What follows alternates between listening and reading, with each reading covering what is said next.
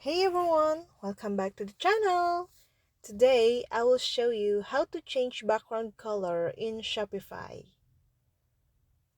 All you have to do is go to your Shopify and select for online store. This page many themes have different color in background. So next, go to customize.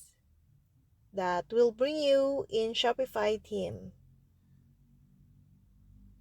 And the left corner, tap theme settings and select colors.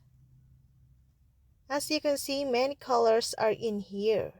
Then if you drag down your mouse, your background color will change. It depends on your dragging. And if you scroll down, gradient color will appear.